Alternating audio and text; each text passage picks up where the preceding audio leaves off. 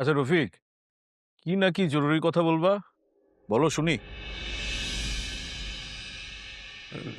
জি ভাইজান, বলছিলাম যে আমি সেলিম আমরা সবাই মিলে ডিসিশন নিছি যে ব্যবসাটা আমরা যে যার মতো করে আলাদা করে করতে চাই।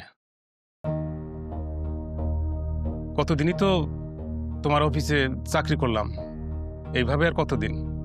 আমাদেরও তো একটা ভবিষ্যৎ আছে, তাই আমরা আলাদা করে ব্যবসা করতে চাই।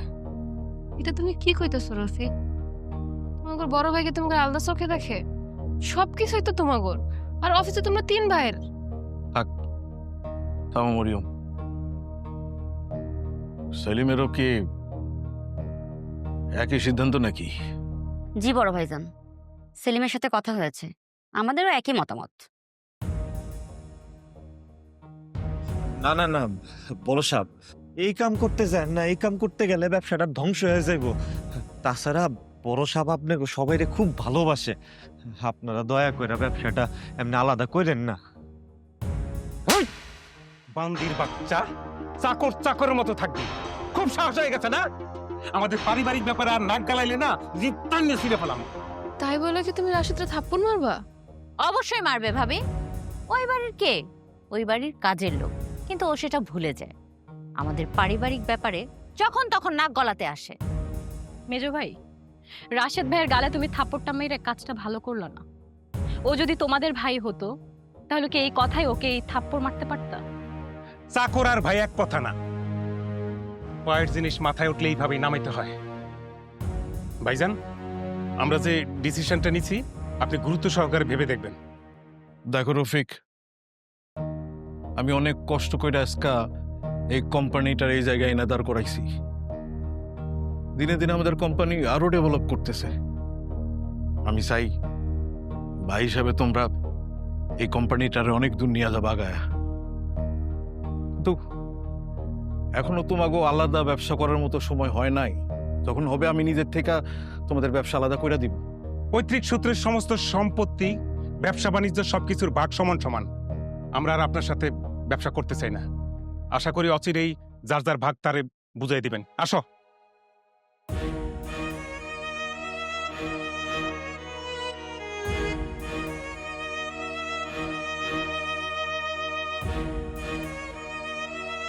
রাশেদ, তুই আর কত এই বাড়িতে থেকে অপমান হবি? তুই এর থেকে ভালো দূরে কোথাও চলে যা। যা একটা চাকরি বাকরি জোগাড় করে নিজের ভবিষ্যৎ নিজে করে লো ভাই। না বড় সাহেব, আমার মনে কোনো কষ্ট নাই। তারা আমার গুরুজন, তাগো শাসন করার প্রয়োজন মনে হয়েছে, তারা শাসন করছে। কিন্তু বড় সাহেব, আমি না আপনাকে চাইলে কোথাও যাবো না। আমি আপনাকে লগেই থাকতে চাই। আমি এমনি আপনাকে লগে আপনাকে সেবা করতে চাই বড় সাহেব। আমার কোনো সমস্যা হইব না।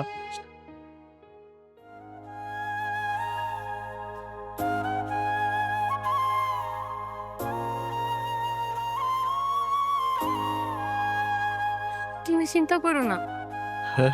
তোমরা আসলে বুঝতেছ না। তুমি একটু করে বুঝাও, দেখো সব ঠিক হয়ে গেছে। মরিয়ম, ওরা এইভাবে এত পরিবর্তন কিভাবে হয়ে গেল? বড় ভাইজান, তুমি এত চিন্তা করো না তো। চিন্তা করলে তুমি অসুস্থ হয়ে যাবা। মেজো ভাই আর ছোট ভাইকে নিশ্চয়ই কেউ পরামর্শ দিতেছে, না হলে এমন হওয়ার কথা না। ভাইজান, তুমি ঘরে চলো তো, একটু বিশ্রাম নিবা। ভাবি, ভাইজানকে নিয়ে আস।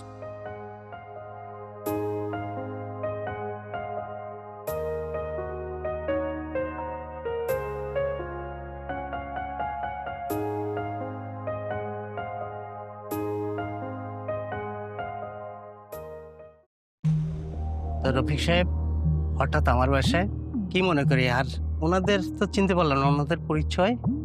জি, ও হচ্ছে আমার ওয়াইফ। আসসালামু আলাইকুম। ওয়ালাইকুম আর সালাম। ও আমার ছোট ভাইয়ের ওয়াইফ।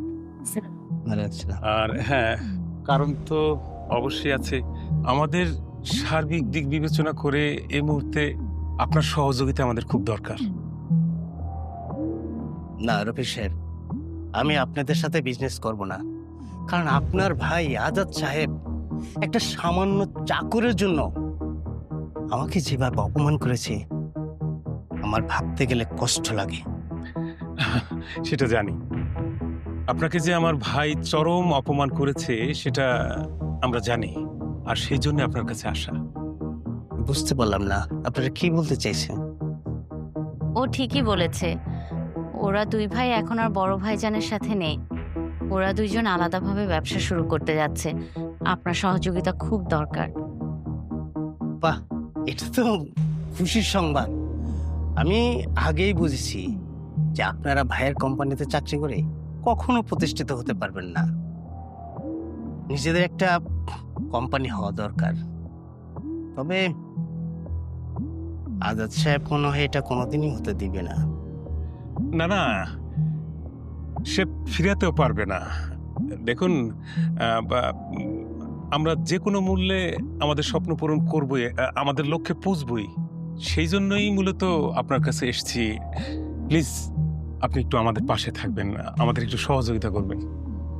আমার মনে হয় না আপনারা পারবেন।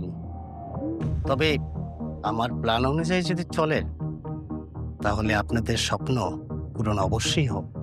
কি করতে হবে সেটা আপনি বলুন শুধু। যে করেই হোক আমাদের স্বপ্ন আমরা পূরণ করবই। তবে আপনারা যদি আমার পাশে থাকেন আর আমার প্ল্যান অনুযায়ী চলেন, তাহলে আপনারা হবেন একটা প্রতিষ্ঠানের মালিক, আর আমি সুন্দর করে আপনাদের সাথে ব্যবসা করতে পারবো। আমি চাই আজাদ সাহেব অহংকার ভেঙে চুরমার হয়ে যাক। আমাদেরকে একটা প্ল্যান দিতে পারেন প্লিজ? আমরা এখন কি করতে পারি?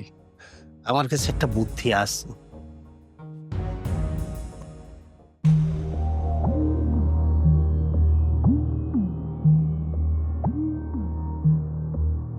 এটা করা কি ঠিক হবে? একদম চুপ। অবশ্যই ঠিক হবে।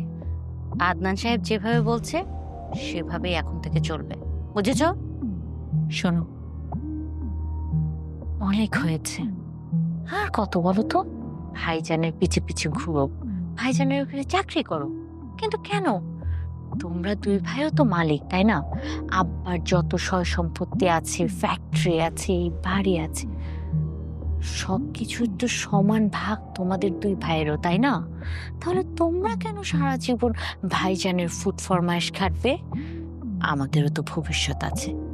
আজ বাদে কাল যখন আমাদের সন্তান হবে, তখন ওরা কি শিখবে? দেখবে ওর বাবা সারা জীবন তার বড় ভাইয়ের আন্ডারে কাজ করছে।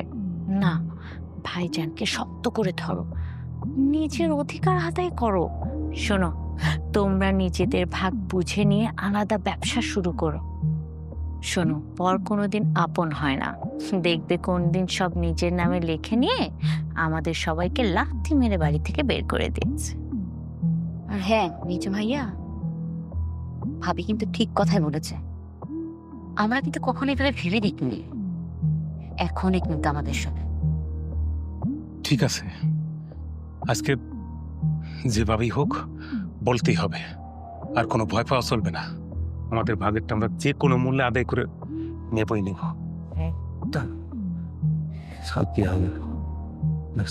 অনেক তো ছাড় দিয়েছ, আর কত? হ্যালো, কি ফ্যাক্টরিতে আগুন লাগছে? আল্লাহ রে, আমার কি সর্বনাশ হইল রে!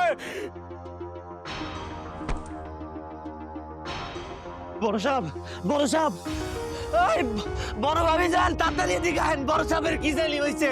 বড় সাহেব, বড় সাহেব, বড় সাহেব। ভাইজান চিৎকার করে কইতাছিল হেয়ার ফ্যাক্টরিতে নাকি আগুন লেগে গেছে, এরপরে এই অবস্থা। বড় সাহেব ওঠেন, বড় সাহেব ওঠেন, বড় সাহেব। এই ধরো, দিকটা ধরো।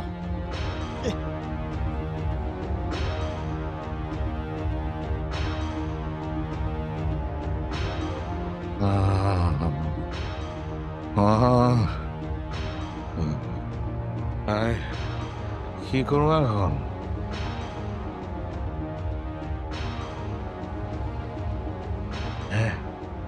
আমার তো সব কিছু শেষ হয়ে গেল।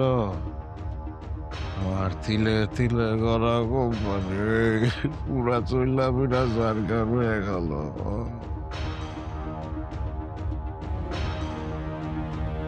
আমার তো যাইতে হবে এক্ষুনি। হ্যাঁ, আমার কোম্পানি যায় আমার নিজ চোখে দেখতে হবে ওর কি অবস্থা। আমার যাইতে হবে। তোমার শরীরের অবস্থা ভালো না, তুমি একটু শান্ত হও। আরে শান্ত কেন করিও? আমার কোটি কোটি টাকা পুরা সরকার হয়ে গেল।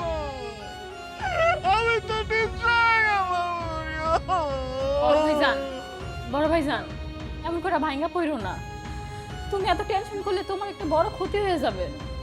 তুমি আগে সুস্থ হও, তারপর একটা ব্যবস্থা করা যাবে। আমি তো এই ভাবতে ভাবতে পাগল হয়ে যেতেছি। ভাইজান কোম্পানির টেনশনে না জানি কখন এর কি না কি হয়ে যায়। আল্লাহ আল্লাহ গো, আমি কি অপরাধ করছি, কি পাপ করছি তোমার কাছে? তুমি আমার সব কিছু জ্ঞান গায়না দিলা, আমার জ্ঞান দিচ্ছ মতের ফকির বানায়। বুঝতে পারো না, তুমি একটু শান্ত হও, তুমি একটু বিশ্রাম নাও, তাহলে তোমার বড় কোনো ক্ষতি হবে না। তুমি একটু শান্ত, কথাটা বুঝো। আরে বিশ্রাম কেমনি নেবো আমি মরিও? আমি তো পাগল হয়ে যাচ্ছি, আমার মাথা ঠিক নাই। বড় ভাইজান একটু বলো, কোনো কথা বলো না। তোমার কিছু হইলে বড় সাহেব। বড় ভাইজান, আমার কোম্পানি